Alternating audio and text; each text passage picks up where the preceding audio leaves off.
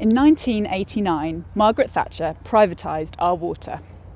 10 previously public regional authorities in England and Wales were sold off to private investors. Nearly 30 years later, it's clear that water privatisation has failed. Our water bills have gone up by 40% in real terms. Our rivers and natural environments have been polluted by raw sewage again and again. The CEOs of water companies have been paid millions, while many of these companies are also dodging tax. And above all, it's clear that water is a natural monopoly. You don't get a choice about the water coming out of your tap. There is no consumer market. And we really need to bring water into public ownership so that it works for all of us. We could do that by buying back the water companies and turning them into democratically accountable organisations that work for everyone. But what about the shareholders? Well, Parliament gets to decide what would be an appropriate level of compensation for shareholders.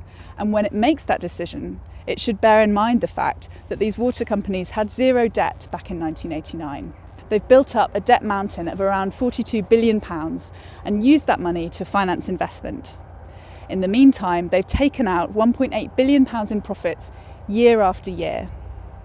So we could compensate shareholders for the money they've actually put in, which is around £18 billion. And we could make sure to protect pensions fully in that process. And that would mean that within around 10 years, the public purse would be better off from having brought water into public ownership.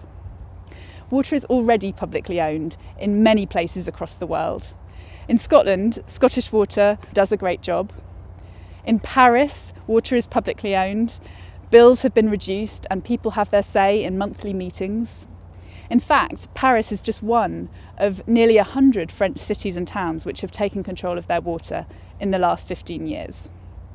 And in the US, it's a similar story of communities taking control of water and bringing it into public ownership.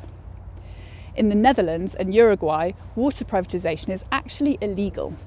And that's because water is the stuff of life. We use it and we rely on it every day. So why shouldn't we own it?